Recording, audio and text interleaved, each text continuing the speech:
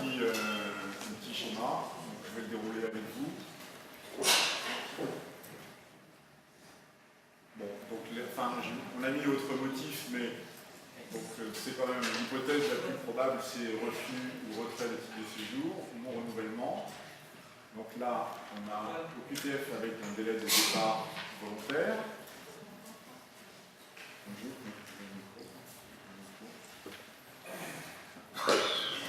Merci.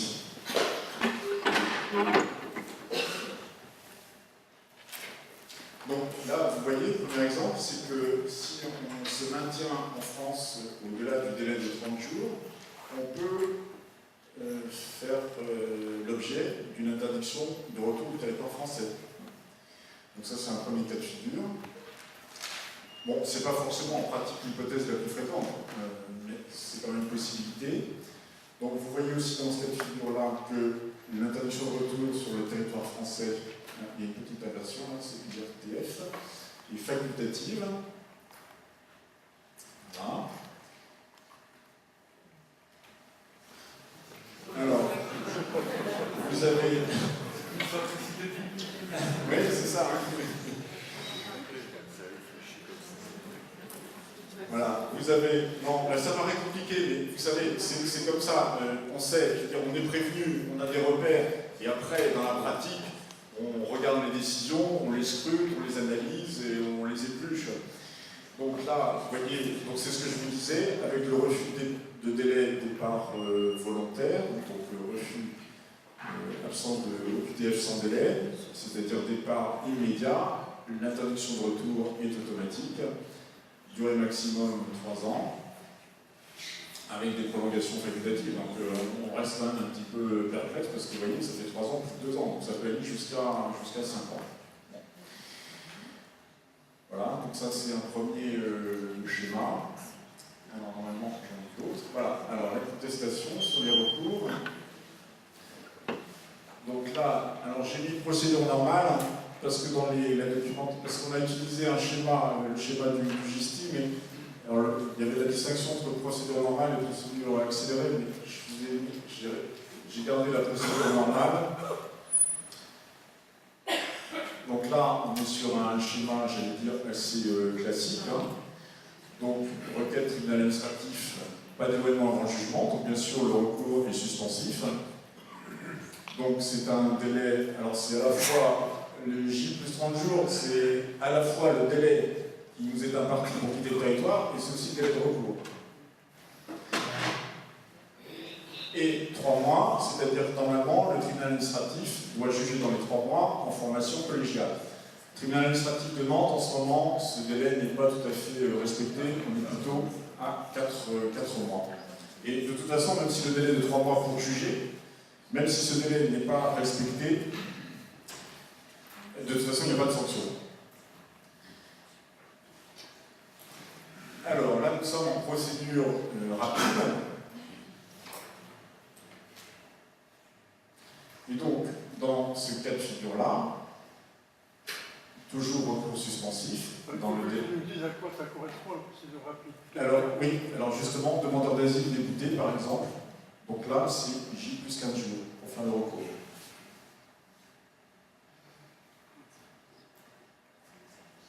Voilà, avec un délai de 6 semaines au tribunal administratif pour juger avec juge unique. Alors, vous voyez, ce qui est compliqué, c'est qu'il y a quand même un J plus 30 jours parce qu'il y a quand même un délai. Alors, c'est là où on s'est dit, mais c'est pas possible. Comment peut-on avoir inventé des choses aussi compliquées? C'est-à-dire que l'obligation de quitter le territoire français dans un délai de 30 jours. Donc, ça veut dire qu'on me laisse quand même un délai, mais par contre, je dois faire mon recours dans les 15 jours. Ça fait partie voilà, des choses qui sont particulièrement compliquées. Alors là, assignation à résidence. Donc là, je tremble à l'idée de vous décourager. Assignation à résidence, prononcée en même temps qu'une QTF sans délai. Donc ça, c'est un schéma que nous On pourrons peut dire en 3 mots comment ça se concrétise, il faut les Ah, signer, alors, etc. pour- alors, pour oui, mettre au courant. l'assignation à résidence. Donc, l'assignation à résidence, vous savez ce que c'est? Alors, l'assignation à résidence, c'est l'obligation de se présenter régulièrement aux autorités. Le plus souvent, au commissariat, à la police. Alors, quand je dis l'obligation de se présenter, ça peut être tous les jours. Donc, c'est pris le plus souvent, donc l'hypothèse, c'est lorsque l'OQTF est sans délai. Donc là, on reçoit une OQTF sans délai, et en même temps, c'est une décision séparée, mais qui est notifiée en général le même jour, l'assignation à résidence. Donc bien sûr, possibilité d'un recours devant le tribunal administratif, sauf que le délai de recours, là, il est de 48 heures. Et alors, nouveauté introduite par la loi, c'est que le juge a un petit peu plus de temps. Avant, c'était 72 heures. Maintenant, le juge a 96 heures à compter de l'expiration du délai de recours pour juger. Mais c'est toujours un juge unique. Il faut que tu dises que le but, c'est quand même que les gens soient expulsés facilement à partir de leur assignation à résidence. Oui. Donc, tu as pu en dire pour tout le monde n'est pas au courant. L'assignation, alors non seulement ça, mais alors oui, enfin, oui. Est-ce que vous pouvez répéter à chaque fois les questions libres? Parce qu'en fait, on n'entend pas les informations, on peut vous répondre. Alors les questions, Yves a posé plusieurs questions. Yves a dit qu'est-ce que c'est que l'assignation à résidence? Donc l'assignation à résidence, c'est l'obligation de se présenter régulièrement au commissariat. La nouvelle loi précise d'ailleurs qu'il y a une autre mesure qui peut être prise, qui est, alors, à mon avis, qui correspondrait un peu plus d'ailleurs à ce qu'on peut entendre par la notion d'assignation à résidence, c'est-à-dire qu'on va fixer une plage horaire en disant il faut absolument que vous soyez présent à votre domicile de telle heure à telle heure. Donc vous voyez que c'est... Alors ça peut venir en complément de l'assignation à résidence, ou ça peut être une mesure distincte de l'assignation à résidence. Donc c'est-à-dire que la préfecture va être sûre que la personne va être présente à son domicile tel jour, à telle heure. Et si on n'y est pas, voilà. Et si on n'y est pas, qu'est-ce qui se passe? Et bien si on n'y est pas, si l'assignation à résidence n'est pas respectée, donc si on n'y est pas, si on ne respecte pas les consignes, les décisions de la préfecture, on peut faire l'objet d'un placement dans un centre de rétention.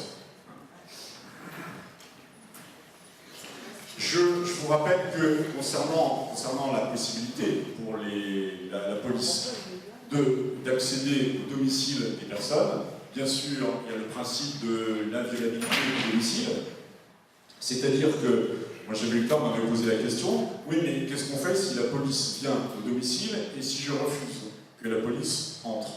Bien sûr, vous avez le droit de refuser, et c'est valable d'ailleurs aussi dans les cadavres, puisque domicile, ça peut être aussi dans un cadavre, bien sûr. Ça veut dire qu'on peut refuser, mais la préfecture a une arme à sa disposition, elle peut obtenir de la part du juge de liberté de la détention l'autorisation pour les services de police de pénétrer à l'intérieur, d'entrer au domicile, d'accéder au domicile. Donc ça peut se faire par une procédure, mais c'est possible.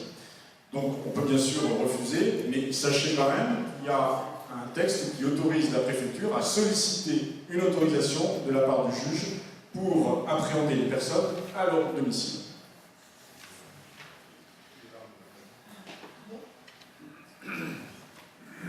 Donc là, vous avez les différentes hypothèses.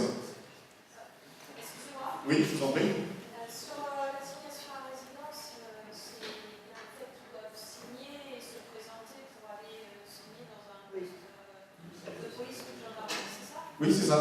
Et est-ce qu'il y a une loi sur la distance? Parce que, par exemple, la distance, c'est très très très loin pour certains réfugiés. À 8h45 du matin, c'est compliqué. Ouais. Vous n'avez pas de transport. C'est-à-dire quelle distance?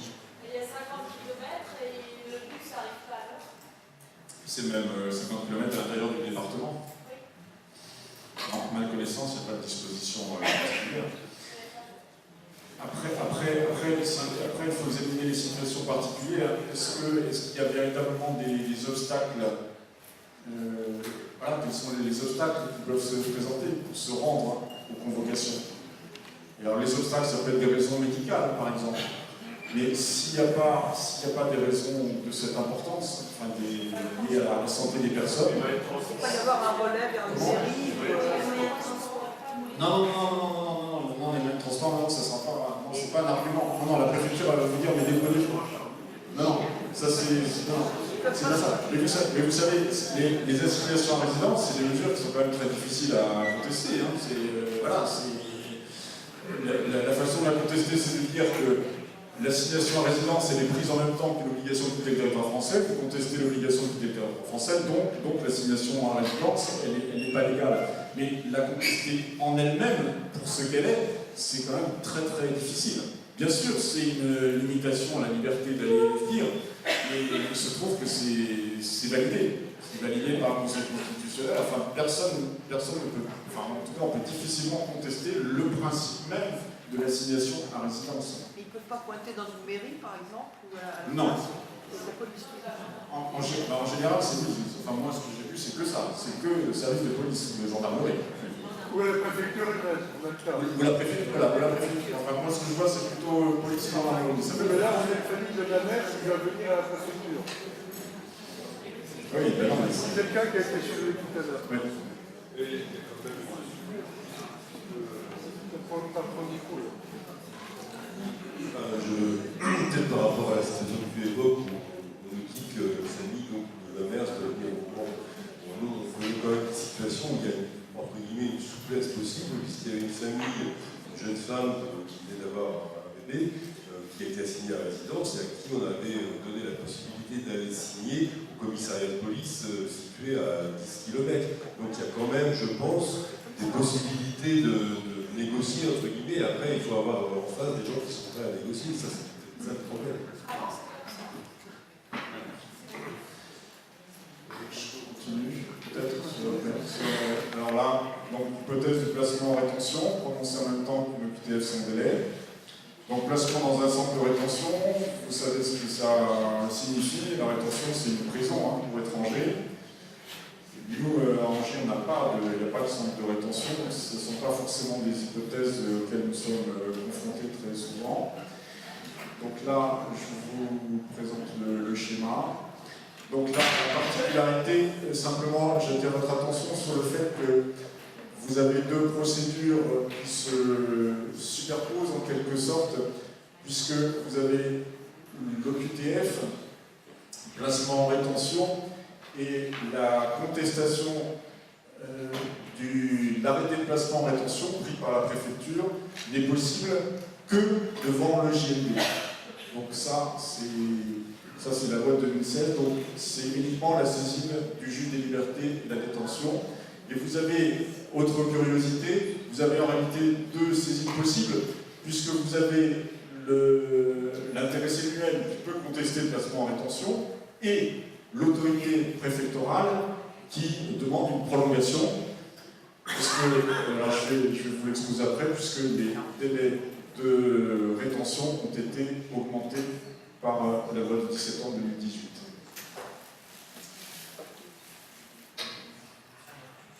Donc là, procédure de tribunal administratif en parallèle, et voilà, normalement, une audience commune aux deux procédures avec une seule ordonnance du juge des libertés et de la détention qui statue sur les deux demandes.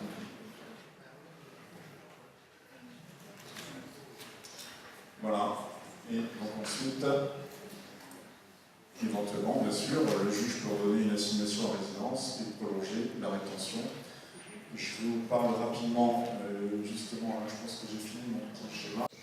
Donc, le nouveau séquençage de la rétention il est le suivant. Vous avez une période initiale de 48 heures. Donc l'arrêté de placement en rétention il est pris pour 48 heures et il est prolongé de 28 jours. Donc vous avez donc 48 plus 28 jours, 48 heures plus 28 jours, ça fait 30 jours. Deuxième prolongation possible. 30 jours.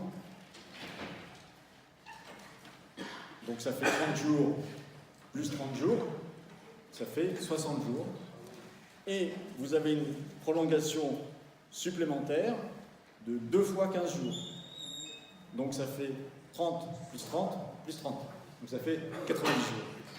Donc la durée maximum de rétention passe de 45 jours à 90 jours. Alors dans quel cas cette prolongation supplémentaire?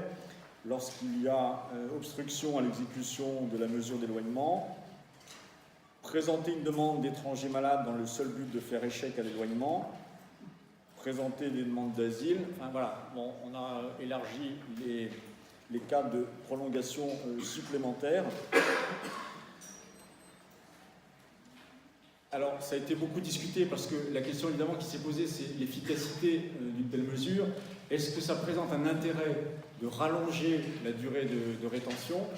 Le gouvernement avait communiqué en disant oui, on a besoin de ça, parce que vous savez que pour renvoyer les personnes, il faut une autorisation de l'État du pays de nationalité. Et donc il faut notamment un laissez-passer consulaire. Et certains États rechignent à délivrer ces autorisations. Et donc on nous dit il faut qu'ils restent plus longtemps, parce que comme ça on peut relancer les consulats, etc. C'est la pratique qui dira si vraiment c'est plus efficace. Moi je ne suis pas persuadé que ce soit la solution la plus efficace si le gouvernement veut absolument renvoyer les personnes.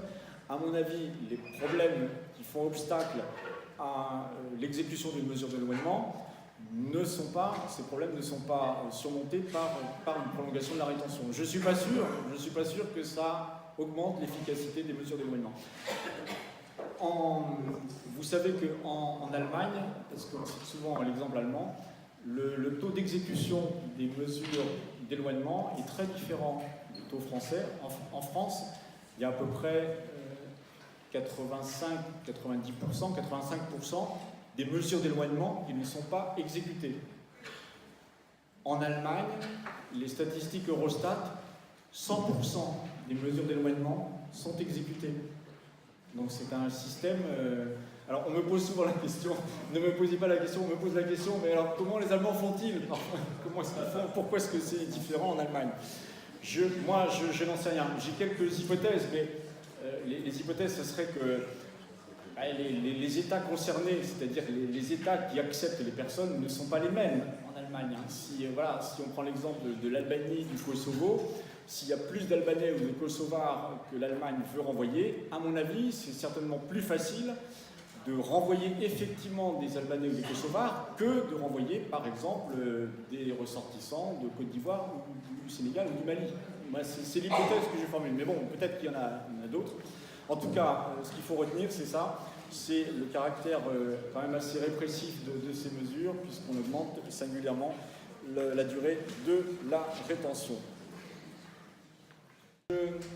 Je voulais vous parler d'un sujet qui concerne les apatrides de fait, parce que les apatrides de fait, c'est des personnes pour lesquelles l'éloignement s'avère problématique, parce que le statut d'apatride est chimérique et parce que la régularisation est hypothétique.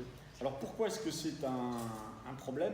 C'est l'hypothèse que moi je rencontre assez fréquemment de ressortissants de l'ex-URSS ou de l'ex-Yougoslavie. Et l'obstacle qui est rencontré, c'est que l'éloignement, l'OQTF de ces personnes rendu à l'encontre de ces personnes pose problème, puisqu'on part de l'hypothèse qui est la suivante, ce sont des personnes pour lesquelles la nationalité n'est pas déterminée. Alors, on dit apatride de fait parce que apatride, c'est un statut, mais qui doit faire l'objet d'un examen par l'OFPRA. Donc des personnes pour lesquelles la nationalité n'est pas déterminée de façon sûre, elles peuvent malgré tout faire l'objet d'une mesure d'éloignement. C'est-à-dire qu'on ne peut pas contester l'OQTF en disant « Ah oui, mais j'ai un problème concernant ma nationalité ». Ça n'est pas un motif d'illégalité de l'OQTF. Et ça n'est pas non plus un motif d'illégalité de la décision qui fixe le pays de destination. Dans l'OQTF, vous avez 1, je vous refuse le séjour, 2, je vous oblige à quitter le territoire français, et 3, je vous renvoie dans votre pays de destination. Ce qui est souvent le pays de nationalité ou tout autre pays dans lequel vous serez légalement admissible. Mais, pays de destination, quand on ne le connaît pas, quand on ne connaît pas la nationalité de l'intéressé, quel est le pays de destination? Il n'y en a pas. Sauf que cet argument-là n'est pas un motif, je l'ai soulevé, donc je vous en parle en connaissance de cause, ce n'est pas un motif d'illégalité. On me répond non, ce n'est pas un problème de légalité de la décision, c'est un problème d'exécution. C'est-à-dire que le problème que vous soulevez est un problème, mais qui concerne l'exécution de la décision, parce qu'en effet, la décision ne pourra pas être exécutée, puisqu'on ne sait pas vers qui renvoyer la personne, et on ne sait pas à quel consulat s'adresser. Donc, problème d'un éloignement, une OQTF qui légalement peut être prise, mais qui ne peut pas être exécutée. Alors, je vous en parle parce que j'ai plusieurs exemples en tête. Alors, que fait-on ? Eh bien, on ne sait pas trop quoi faire. Alors, la première, et c'est pour ça que je parle d'un statut chimérique, puisque la première solution envisagée, c'était de dire on est apatride, on ne sait plus très bien de quelle nationalité on est. Pensez à toutes ces personnes qui sont ressortissants de l'Arménie, de l'Azerbaïdjan par exemple, qui sont des anciennes républiques de l'URSS. C'est quand même assez récent, vous savez, vous allez me dire ça ne concerne pas beaucoup de monde, mais si, ça concerne beaucoup de monde. Et vous avez beaucoup d'Arméniens qui ont émigré en Russie notamment.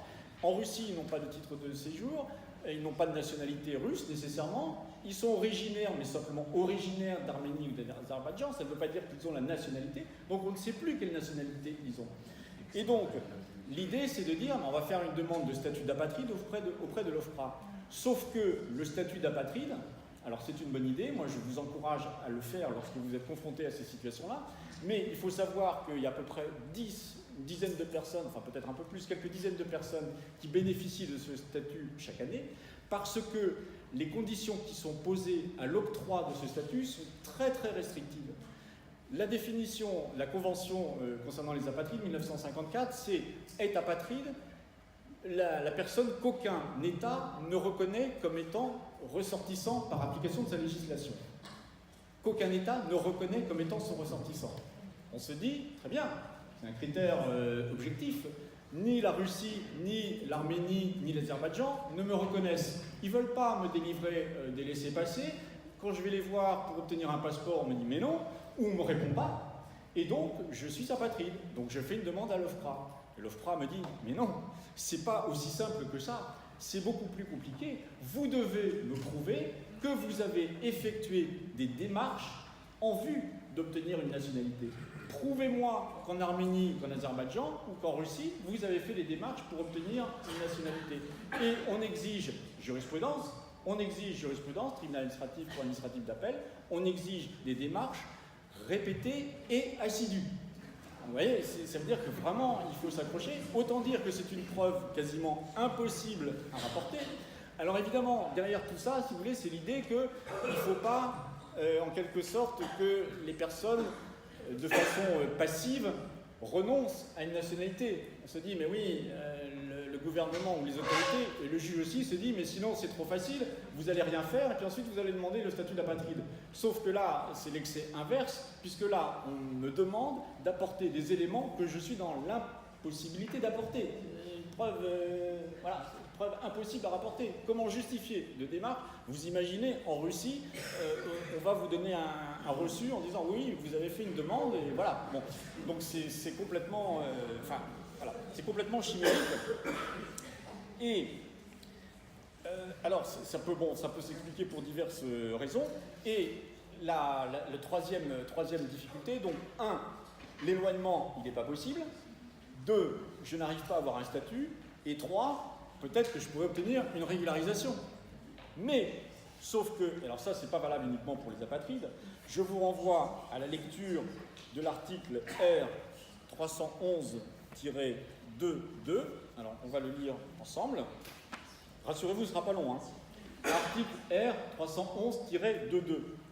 L'étranger qui demande la délivrance ou le renouvellement